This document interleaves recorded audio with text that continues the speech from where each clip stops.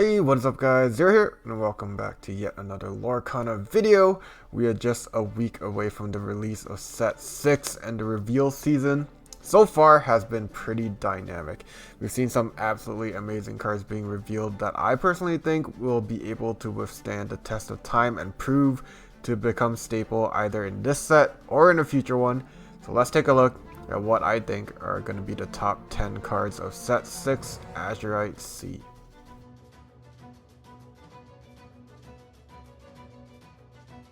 Let it be noted that this is entirely my opinion and not in any way solidified in fact, so if you think any card from this set is missing from this list or one of the cards I mentioned should be higher, lower, or off the list entirely, let me know in the comments below. Starting off with number 10, we have Maleficent Staff. An amethyst item, this card reads, whenever one of your opponent's characters, items, or location is returned to their hand from play, gain 1 lore. The strength of this card lies actually in the strength of another set of cards, the Madam Mims. The Madam Mim animal line are all cards that bounce your own cards as a cost to be played, which pairs really well with either aggressive high lore targets that you can bounce to save from being challenged, or with the Merlin animal line who gain benefits when entering and leaving the field. These cards have been roaming around unchecked for a long time with not many ways to answer them, so Maleficent Staff appears to be the first card being made that really can. Gaining a lore in the face of bouncing Mims and Merlins will add up really quickly, especially with how often these bounces happen in these purple decks. Of course, when you're not facing against one of these decks, the value of this card goes down quite a bit, but the neat part is that this card is also inkable, so you never really have to play it in that scenario. If you're pairing Amethyst with Emerald though, then you can find yourself forcing these bounce situations with cards like Mother Knows Best, Mother Gothel, and a plethora of other cards. I hesitate to put this card much higher on the list just because it seems to work at full power only in this niche sort of deck, but a card finally being introduced to maybe keep these bouncing shenanigans in check I think surely makes the list. At number 9 we have Lilo, the Escape Artist. This card is an inkable 2 costs with a 1/2 stat line that lures for 2. Her ability is, at the start of your turn, if this card is in your discard, you may play her and she enters play exerted. A somewhat contentious card, many aren't quite sure where to place her on the power scale at the moment. I do think cards with staying power such as this though are an invaluable resource. She is basically always a card in your hand as long as she isn't removed by cards like Under the Sea or Let It Go, taking her out without sending her to the discard. Decks like Hyper Aggro will come to appreciate this as they run out of steam very frequently. Not only that, Lilo becomes a good card to play into turns you're expecting board wipes like Grab Your Sword or Be Prepared, where you're hesitant to overcommit to the board.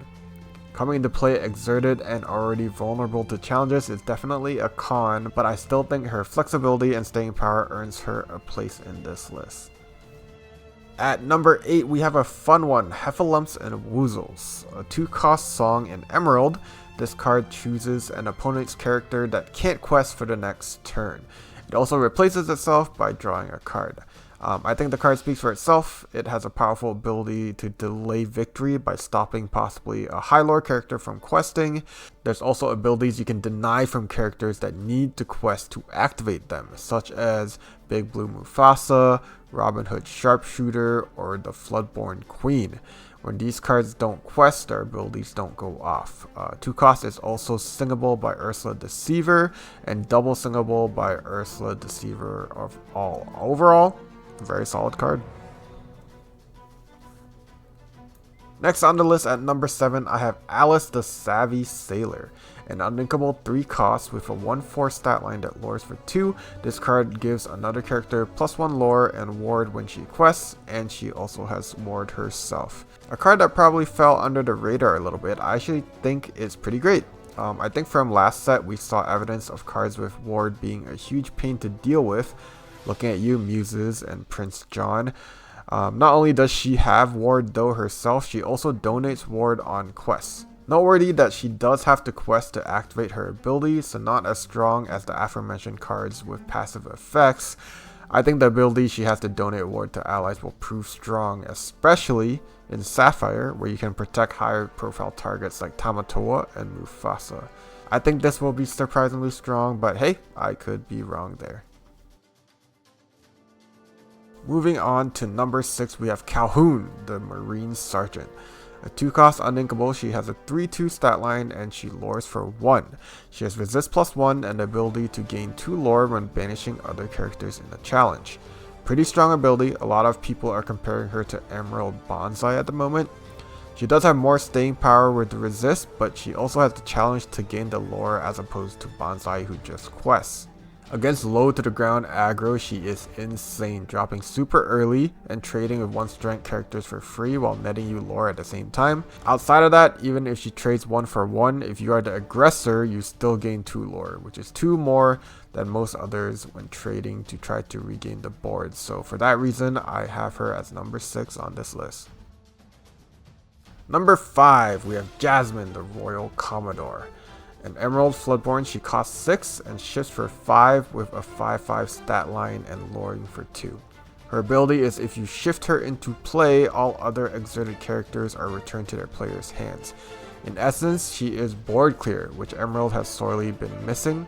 Being able to pop multiple cards back into your opponent's hand at the same time is a powerful effect. We can also self-bounce cards you would like to preserve by exerting them before playing Jasmine. If you mix her up with Amethyst, you can also force exerts with cards like Elsa, 5th Spirit, or others, and in that sense, just, bounce more cards at the same time.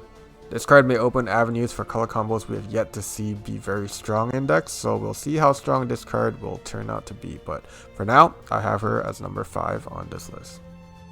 Number 4, we have Tiana, the Restaurant Owner. An uninkable 3 costs in Amber, she has a 1/4 stat line and lures for 2. Her ability is when any of your characters are challenged while she is exerted, challenging characters get -3 strength unless your opponent pays 3 to attack.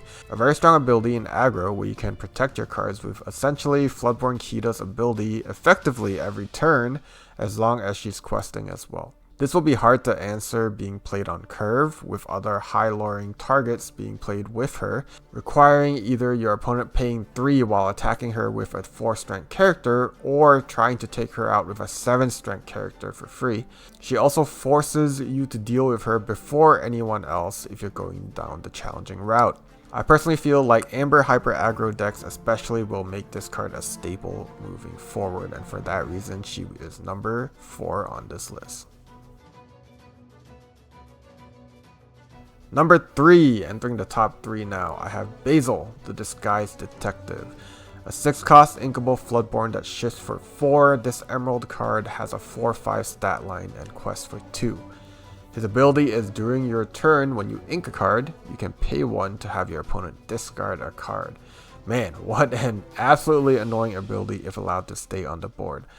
At worst, we have a decently statted quester that can discard at least 1 card per turn, but if you combine this with Sapphire, we can have turns where you ink 2-3 cards at a time and have your opponent discard cards with impunity. I think we've seen firsthand the last couple sets how annoying and powerful discard effects can be. Character with a repeatable discard effect, I think this will definitely join the ranks of those cards, and for that reason, it's going to sit in this list at number 3. For number 2, we have Sail the Azurite Sea. A 2-cost inkable action in Sapphire, the ability simply reads that you may put an additional card into your inkwell this turn and draw a card. Very simple, very powerful. This card adds consistency to our Sapphire ramping ranks, joining the likes of Tipo and One Jump Ahead as a 2-cost ramp option. While the card has to be inkable, unlike both of these options, also unlike them, the ink will be ready on the turn as well. Since you draw a card with the ability as well, this card replaces itself, which is always a great effect to tag onto a card. We may see this card replace Tipo in ramp, or just join along next to him for more chances to hit that sweet ramp on turn 2. While a simple effect, I think this will be one of the strongest that we're going to see, and for that reason, Sail the Azurite Sea lands at number 2. Before we get to what I think will be the top card of this set, here are some honorable mentions that did not quite make the list. Starting off with Bend to My Will. This card has potential to be very annoying and very strong. Though it is a high cost uninkable, it does have a very powerful effect.